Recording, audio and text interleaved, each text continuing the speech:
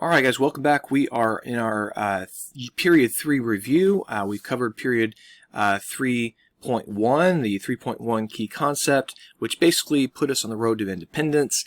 And now with concept 3.2, we're going to look at how the war changes some of our viewpoints and how we're going to begin changing our government. So let's go ahead and read the key concept 3.2. It states that the American Revolution's democratic and republican ideals inspired new experiments with different forms of government. So in this concept, we're not going to go through every battle and so forth.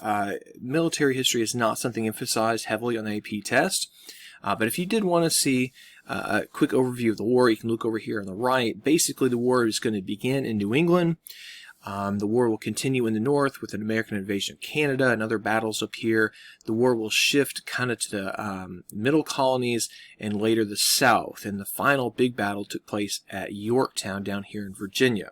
So that's just a real quick review of the war itself.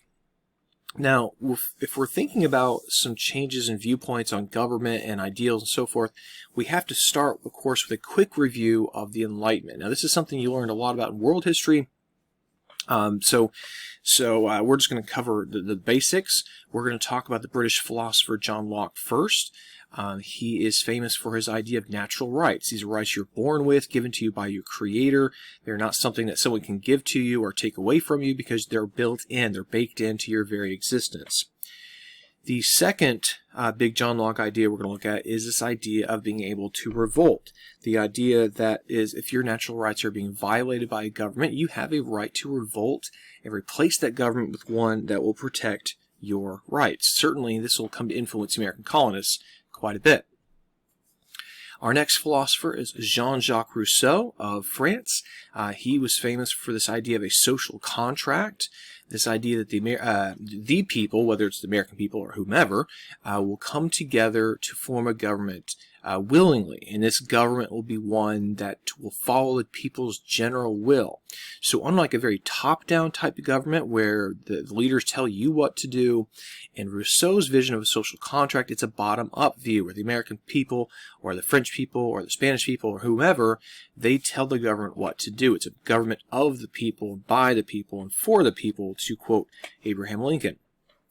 Our next philosopher is Montesquieu, the Baron Montesquieu of France also. He came up with this idea of separation of powers, that the best way to prevent a government from getting too powerful or to abuse their powers is to have separate branches, 3 branches specifically, an executive, legislative, and judicial. And each one of these branches have certain responsibilities, but also limitations. So the idea of checks and balances keeps everything settled, and no one particular group can gain dictatorial power over the others. Our final influence in the Enlightenment we're going to look at would be Voltaire, the famous French writer. He was a strong proponent of things like freedom of speech, freedom of expression, and freedom of religion, or in his case, probably freedom from religion. He was quite a religious skeptic. And if you take all these thinkers and you kind of put them together into one group, what you have is a bunch of ideas we're going to see come through in state constitutions and the Articles of Confederation and ultimately in the Constitution itself.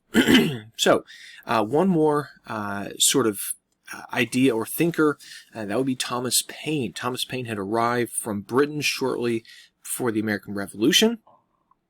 He writes his pamphlet in 1776 called Common Sense. And it's a very down-to-earth, easy to read, and common language explanation as to why America had to become a republic. That staying with Britain just didn't make sense geographically, morally, politically, legally, anything. And that his vision was an American republic that was independent from the British and one that followed this idea of a popular consent, that the people themselves form that government. So very much like Rousseau's social contract. We're also going to look at briefly at Jefferson's Declaration of Independence, which was written in 1776. We obviously, with fighting the British, independence was kind of understood as our goal. But we felt, and by we I mean the American colonists felt, that we had to have a sort of a statement of claims as to why we were justified in what we were doing. And you see a lot of these Enlightenment thinkers coming through, like the idea of John Locke of natural rights, the idea that the people have a right to overthrow the government and replace it with one that will protect their rights. Of course, this Declaration of Independence also is a statement of equality, that all men are created equal. So these are some of the guiding ideas that are kind of floating out there and swirling and churning that make up the American Revolution. The Revolution is not just a battlefield revolution, it's also an ideological revolution. Another big idea coming out of the Revolution would be something we've talked about quite a few times in class, the idea of Republican motherhood, this idea that now with independence, women had sort of a special place in the American society where their responsibility was to teach the next generation all these ideas of Republican values, being virtuous and democratic and egalitarian and believers in freedom of expression, freedom of religion, that the mothers of America would extend these ideas to the next generation and the next generation and so forth. They were the keepers of our national conscience. Now, when it comes to actual, on paper laws, we're going to begin by looking at the Articles of Confederation. And this is something that was adopted by the Continental Congress 2 years into the American Revolution. And by 1781, which is towards the end of the American Revolution, all states had ratified this Constitution, because that's what the Articles of Confederation was. It was our first Constitution. Now, the Articles have strengths and weaknesses.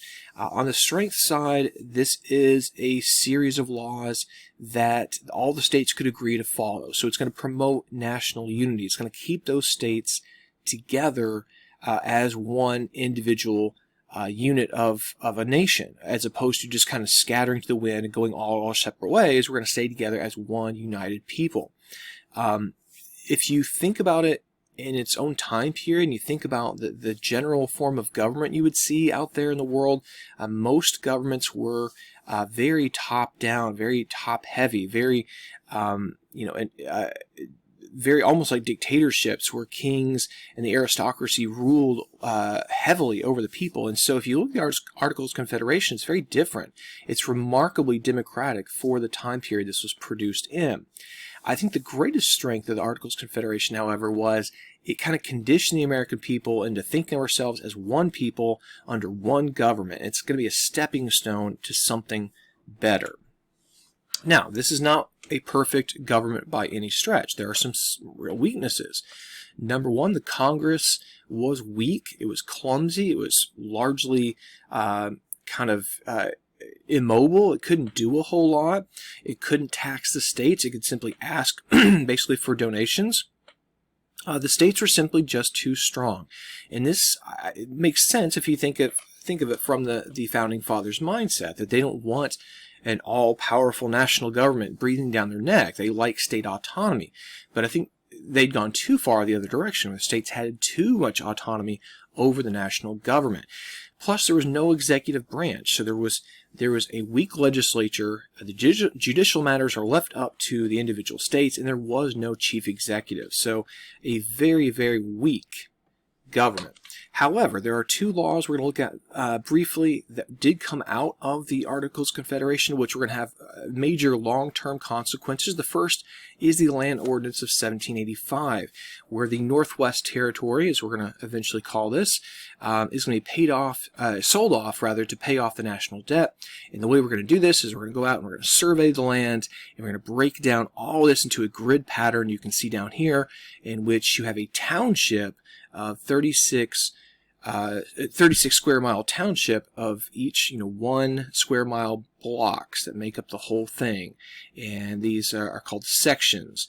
And, we can sell them off as half sections or quarter sections or quarter sections or whatever. But this is how we're going to raise money and sell off this land in a organized manner. And speaking of this area, the next law we're going to briefly look at is the Northwest Ordinance of 1787. So this is going to set the process for admitting new states, because now we're starting to add more states to the Union. And it also goes ahead and outlaws slavery in the Northwest. So we're not going to have to worry about the slavery issue out here. It is baked into these areas that there will not be slavery. Now, we talked about how the Articles of Confederation created a rather weak central national government. And Shays Rebellion, of course, is Exhibit A as to why the government was too weak. Shays Rebellion was this uprising of poor farmers facing foreclosure, particularly in western rural Massachusetts.